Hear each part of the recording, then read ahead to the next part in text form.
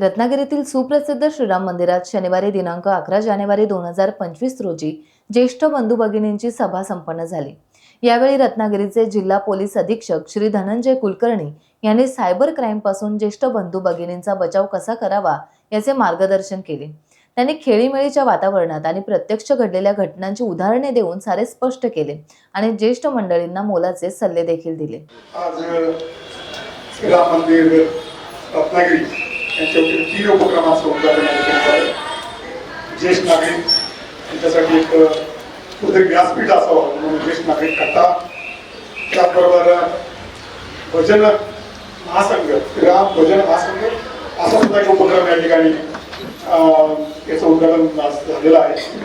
त्याचबरोबर योगा, श्रीराम मंदिराच्या वतीने जो योगा क्लास घेतले जातात जे विनामूल्य आहे त्याचं सुद्धा उद्घाटन झालं। त्यासुद्धा उपस्थित असलेले आदरणीय अण्णा, त्याचबरोबर श्रीमती घोसाळकर मॅडम, डॉक्टर रावण साहेब, इतर सर्व मंदिराचे ट्रस्टचे प्रतिनिधी, जमलेले सर्व ज्येष्ठ नागरिक, बंधू भगिनी आणि मातांना, खऱ्या अर्थानं आज या ठिकाणी हा जो ज्येष्ठ नागरिकांसाठी कार्यक्रम घेतला तर माझ्या मनामधला कार्यक्रम घेतला आणि त्याचं कारण सांगतो। अण्णा, एक 2 दिवसापूर्वी माननीय मुख्यमंत्री महोदयांनी सर्व शासनाच्या सर्व विभागांना एक 7 कलमी कार्यक्रम आम्हाला करून दिला आहे। त्या 7 कलमांमधल्या एक जो आहे आपल्या समाजाचा एक महत्वाचा घटक आहे ज्येष्ठ नागरिक। ज्येष्ठ नागरिकांपर्यंत कसं पोहोचता येईल, त्यांना कशा प्रकारे आपल्याला मदत करता येईल यासाठीचे उपक्रम घ्यायला आम्हाला शासनाच्या वतीने माननीय मुख्यमंत्री महोदयांनी दिलेला आहे आणि त्याचाच एक भाग म्हणून मला वाटतं अशा प्रकारच्या कार्यक्रमाचं आयोजन फार गरजेचं होतं आणि ही आयटी संधी काहीच आपण उपलब्ध करून दिली आम्ही सर्वांचे आभार मानतो। मी आपल्याकडे कोकणामध्ये एक महत्वाची समस्या करत आपण जर गावागावात गेलो नेहमी दिसते, कामाच्या निमित्तानं, रोजगाराच्या निमित्तानं, नोकरीच्या निमित्तानं तरुण वर्ग जो आहे तो पुणे मुंबईमध्ये मार्केट झालेला, शिफ्ट झाला, स्थायिक झाला आणि ओघानच जी वयस्कर मंडळी, ज्येष्ठ मंडळी ती गावामध्ये राहतात। मग ज्येष्ठ नागरिकांच्या पण वेगळ्या समस्या असतात। ज्येष्ठ नागरिकांना त्याच्या आरोग्याच्या समस्या असतात, त्यांना कुठेतरी छोट्या मोठ्या काही जी मदत लागते ती मदत त्यांना मिळणं गरजेचं असतं। त्यांना कुठेतरी कायदेशीर सुद्धा कधी कधी मदत लागत असते आणि सगळ्यात महत्वाची जी मदत त्यांना लागते ना, त्यांना कुठल्या प्रकारचं त्यांना गरज नसते, त्यांना कुठे चांगलं बोलणार, कुठेतरी त्याच्याशी चांगलं हितगुज करणार, त्याच्याशी त्याच्या मनाशी काय म्हणतात मन ओळखणार असं कुठेतरी त्यांना एक अपेक्षित असतं। आणि मला खात्री आहे पोलीस रत्नागिरी जिल्हा पोलीस दलाने आणि पूर्ण जिल्हाभरामध्ये आम्ही ज्येष्ठ नागरिक संघ स्थापन केलेले आहे। मध्यंतरी मी रत्नागिरी मंडळाच्या ज्येष्ठ नागरिक संघाच्या कार्यक्रमाला गेलो, तिथं सुद्धा मी अशाच प्रकारच्या सगळ्या मंडळीशी बोललो होतो आणि त्याच्या अशाच प्रकारच्या अनेक प्रकारच्या अडचणी होत्या। त्या संदर्भात उहापोह झाला होता। मध्यंतरी गुहागरमध्ये पण अशाच प्रकारचे कार्यक्रम आम्ही घेतला होता आणि अनेक प्रकारच्या अडचणी ज्येष्ठ नागरिकांच्या असतात आणि त्याच्याशी बोलणं स्वातंत्र्य गरजेचं असतं। परंतु आज जे बोलणार आहे ते स्पेसिफिक बोलणार आहे, अगदी महत्वाच्या विषयावरती बोलणार आहे, ज्या महत्वाच्या समस्याच्या मला असा पोलीस अधिकारी म्हणून काम करत असताना मला जे जाणवतात त्याच्याबद्दल बोलणं मला गरजेचं आहे। आपल्या सर्वांना कल्पना आहे इंटरनेटचा जसा वापर वाढला, मोबाईल फोन आपल्याकडे आले, मोबाईल फोनच्या माध्यमातून आपल्याकडे ऑप्शनल बँकिंग व्यवहार सुरू झाले।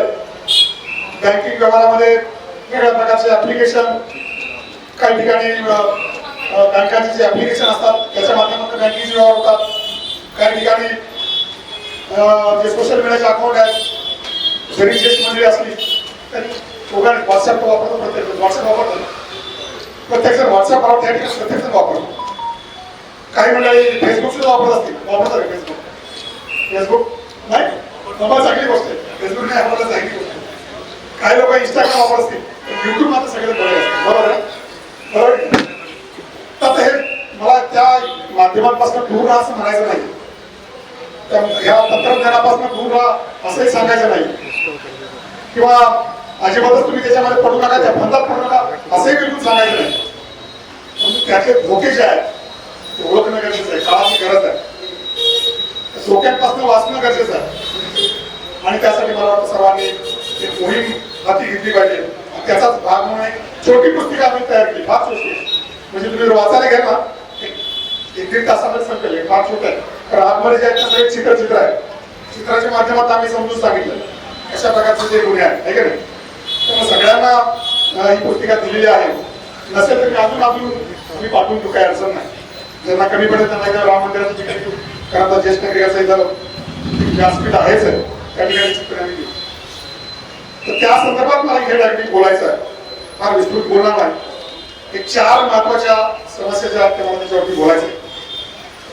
मध्यंतरी माननीय पंतप्रधान महोदयांनी मन की बात कार्यक्रमामध्ये त्यांनी भाषण केलं होतं, त्यात पण त्यांनी ह्या गुन्ह्याचा उल्लेख केला होता. Digital arrest. डिजिटल अरेस्ट म्हणजे काय?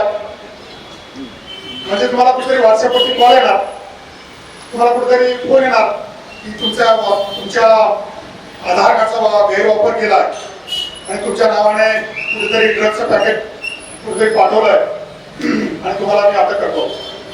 अटक करतो म्हणजे काय करणार? व्हॉट्सअपवरती तुम्हाला अटकेचा हे पाठवून देणार, अटकेचा मेमो.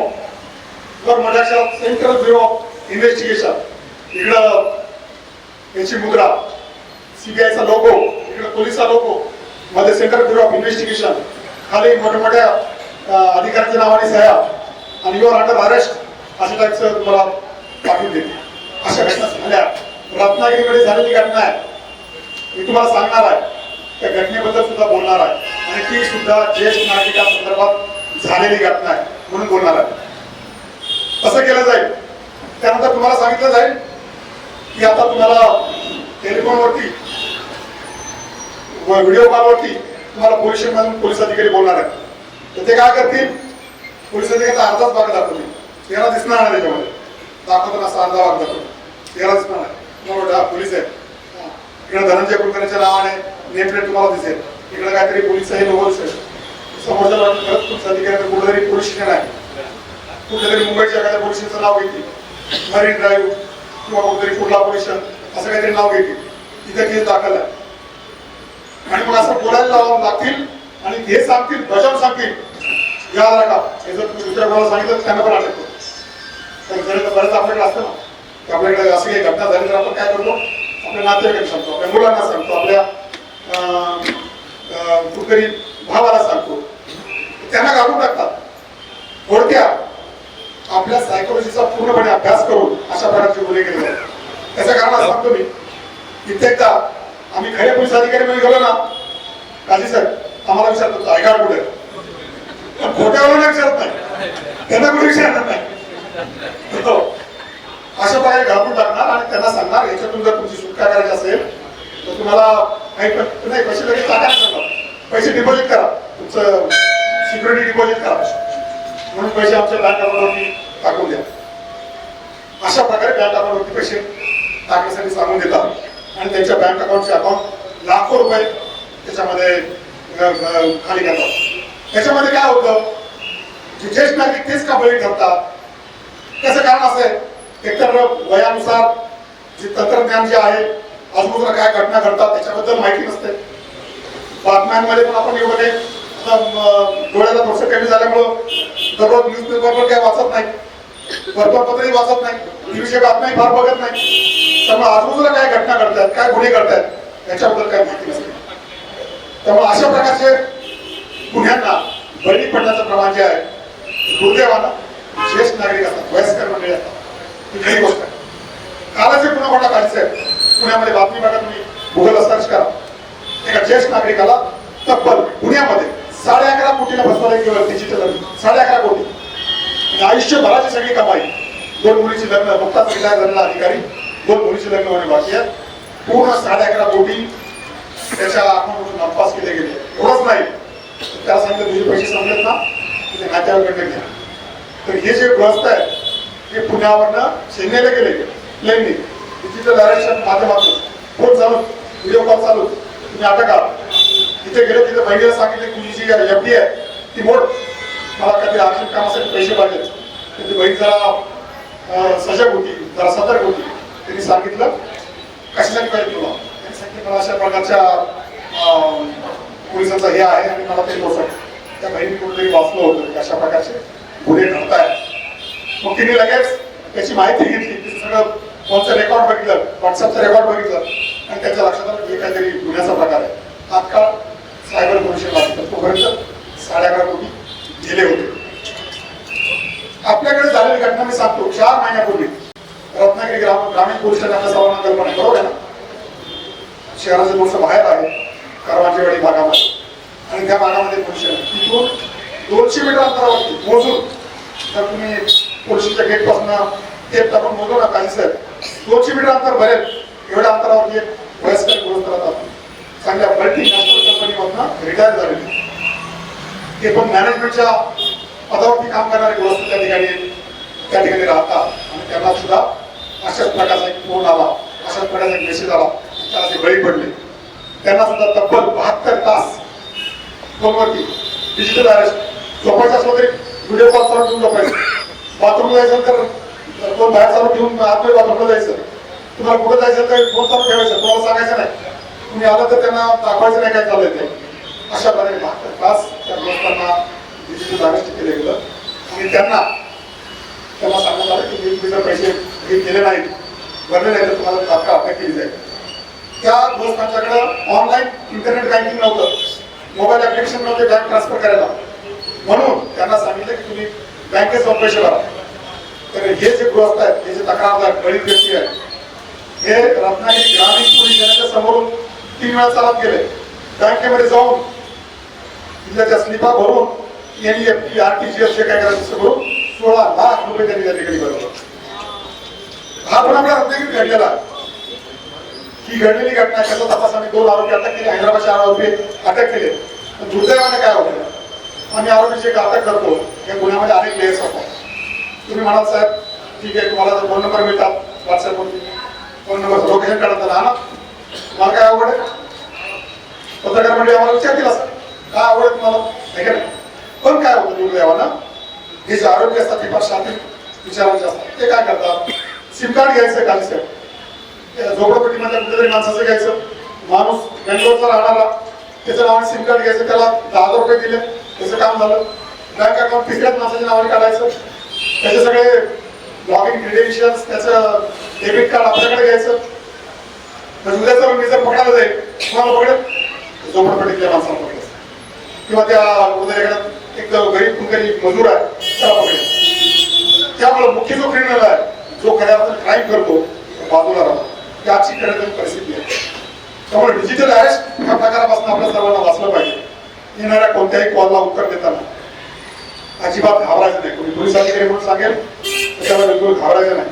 त्याच्या प्रत्येक प्रश्नाला उत्तर द्यायची गरज नाही. तुमचं काय म्हणणं असेल त्या मला पोस्टाने पाठवून द्या आणि त्याच्यावर बोलू. त्याच्या टेलिफोनच्या धमक्यांना, त्याच्या रागावण्याला घाबरायचं नाही. अशा लोकांशी उत्तर द्यायची गरज नाही. फोन घेऊन द्यायचे, कशाला तुम्हाला काय फोन करणार आहे पोलीस. आणि आम्ही होता धनंजय कुलकर्णी ते उभा आहे ना तुमच्यासाठी, काय झालं तर तुम्ही आलं तर मी त्यासाठी आहे का नाही. त्यामुळे त्यासाठी घाबरायचं कारण नाही. हा सगळ्यात पहिला मुद्दा. त्यानंतर दुसरा जो प्रकार आहे गुन्ह्याचा, ज्येष्ठ नागरिकांना होणार, आपण सांगितलं ना, आपल्याकडे मानवी प्रवृत्ती आहे मॅडम, की छोटं छोटं काहीतरी फुकट मिळालं की आपल्याला वाटतं घ्या बरोबर 500 रुपये मिळाले तरी कशाला फोन.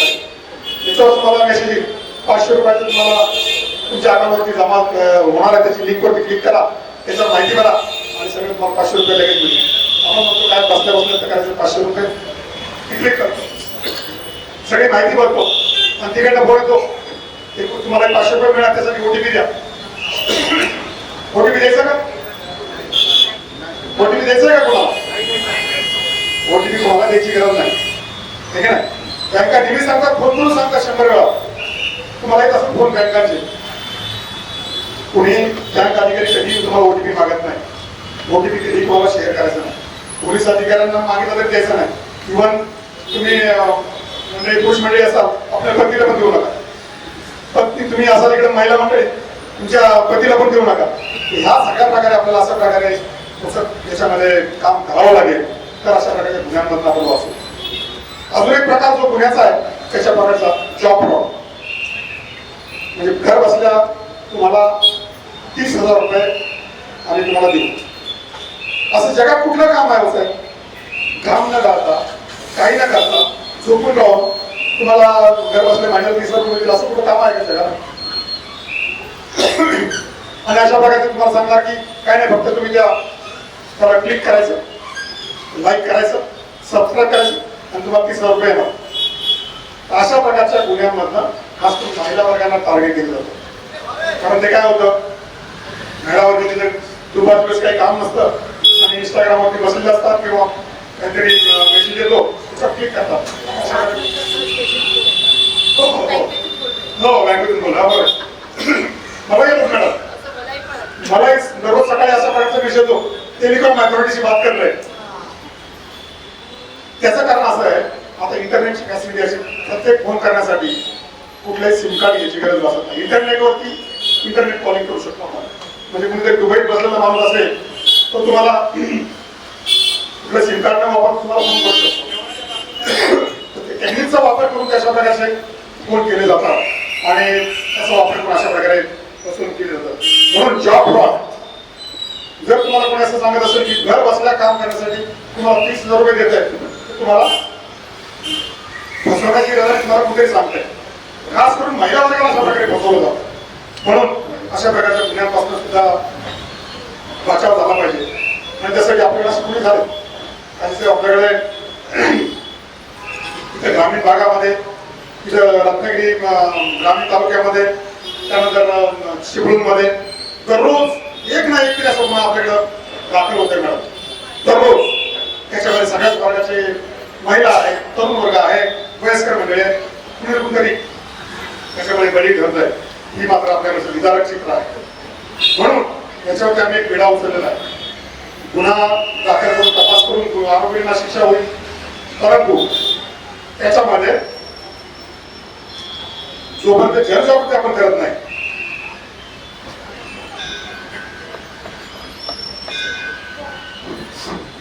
जनजागृती आपण करत नाही, लोकांना गुन्ह्याचा प्रकार समजून सांगत नाही, तोपर्यंत गुन्ह्यांना प्रतिबंध होणार नाही. त्यामुळे विरोध आहे.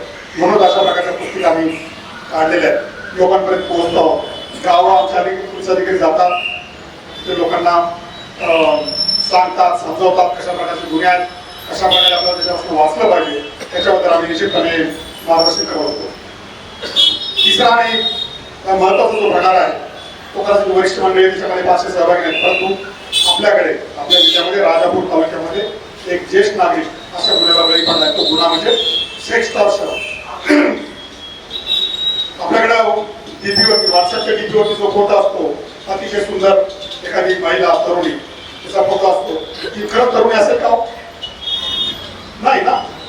धनंजय कुलकर्णीचा डीपी कुणी लावला एखाद्या व्यक्तीने, तो धनंजय कुलकर्णी असेल का? नाही ना. आहे की नाही? फोटो लावला मी तो व्हिडिओ असणार का? नाही. परंतु अशा प्रकारच्या व्हॉट्सअपवरती जर प्रोफाईलला फोटो लावला एखाद्या सुंदर तरुणीचा, खास पुरुष वर्गाबद्दल अशा प्रकारचे गुन्हे करतात. त्याच्यामुळे आपल्याकडे राजापूर तालुक्यामध्ये ज्येष्ठ नागरिक अशा गुन्ह्याला बळी पडतात. सुंदर तरुणीचा फोटो असलेला याच्यावर मेसेज आहे आणि मग ते चॅटिंग करायचं, चॅटिंग बोलायचं, मैत्रीपूर्ण संभाषण करायचं, मग व्हिडिओ कॉल करायचा आणि व्हिडिओ कॉलचं रेकॉर्डिंग करायचं आणि ते रेकॉर्डिंग करून करत त्या व्यक्तीलाच पाठवायचं आणि सांगायचं हे तुझं रेकॉर्डिंग आहे, तुझे सगळे नातेवाईकांची कॉन्टॅक्ट माझ्याकडे आहे, हे जर तू आम्हाला एवढे पैसे दिले नाही तुला ते रेकॉर्डिंग तुझ्या नातेवाईकाला पाठवून देणार. आणि असं करून राजापूरच्या त्या नागरिकांकडनं 6 लाख रुपये ते सुद्धा असं बँकेत जाऊन काही भरले. ते पण राजापूर शहरामध्ये नाही, पाचल गावामध्ये ते राहणारे गृहस्थ होते.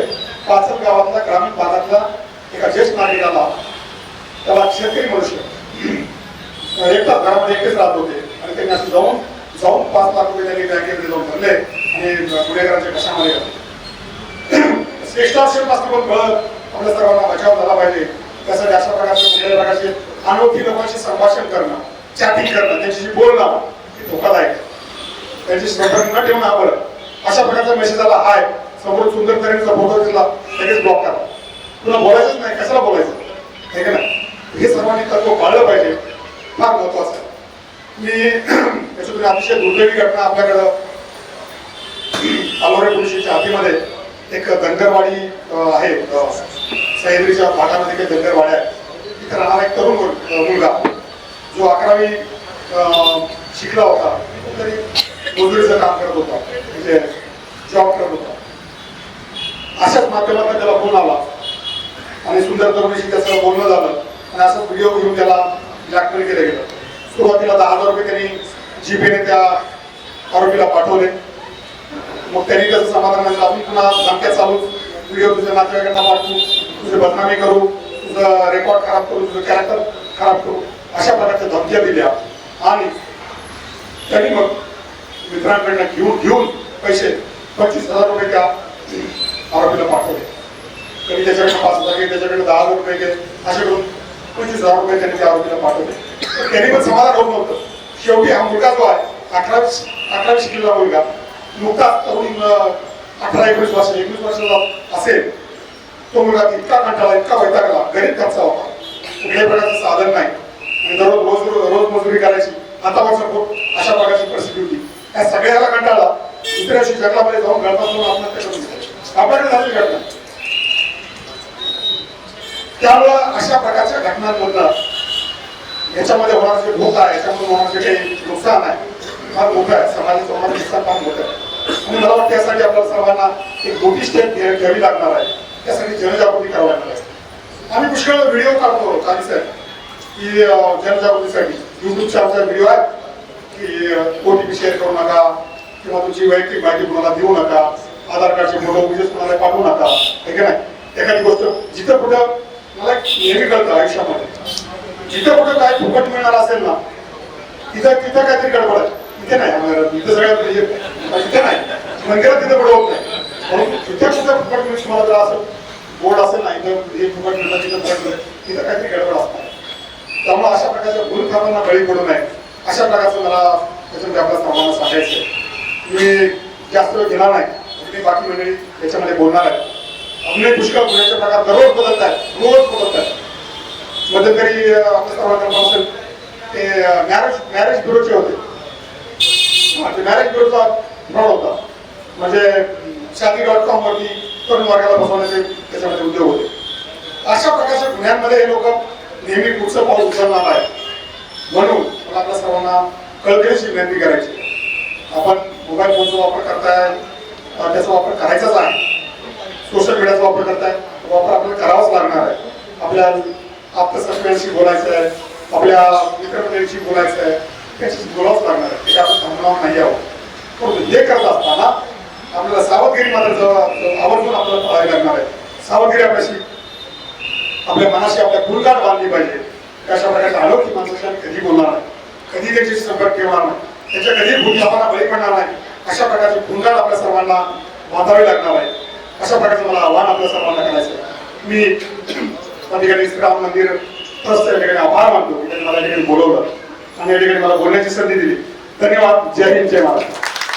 टाइम्स डिजिटलला लाईक करा, सबस्क्राईब करा, शेअर करा आणि बेल आयकॉन दाबायला विसरू नका. पाहत रहा टाइम्स डिजिटल.